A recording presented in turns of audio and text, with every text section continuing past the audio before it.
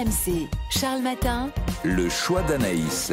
Le choix d'Anaïs, je vous conseille de régler votre montre tous les matins aux alentours de 5h20. Anaïs nous donne la petite info en plus qu'elle a repérée. Et ce matin, Anaïs nous parle d'amour parce que ça fait partie, Anaïs, des bonnes nouvelles 2022.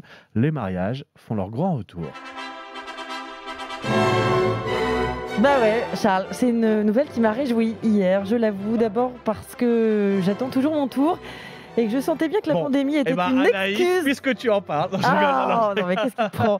Je sais pas, c'est la musique, c'est l'ambiance. Ouais, ça te donne des ailes. Ouais.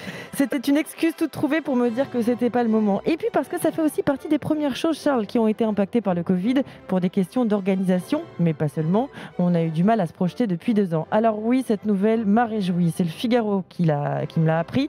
D'après le journal, les professionnels du mariage s'attendent à un boom des mariages en 2022. En tout cas, les agendas sont pleins, de quoi leur redonner le sourire après une année 2020 compliquée. Le nombre de mariages avait baissé de plus de 30% en 2020. Ça avait redémarré, ça s'était amélioré, mais là, ce sera encore mieux cette année. Les raisons, les reports de mariage, certains ont reporté 1 fois, 2 fois et même 3 fois. Ah oui. À un moment donné, j'ai envie de dire, faut y aller, faut se lancer. Ou alors, faut se poser des questions. Oui, aussi. Mais il y a aussi une forte envie de se retrouver et de faire une très, très, très grosse soirée avec un DJ qui fait pas toujours l'unanimité. Et je coupe le son. Et je remets le son.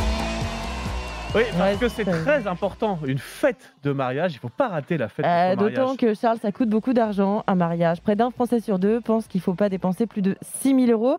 33% sont prêts à aller jusqu'à 12 000 €. Seuls 6% peuvent se permettre de lâcher plus de 20 000 €.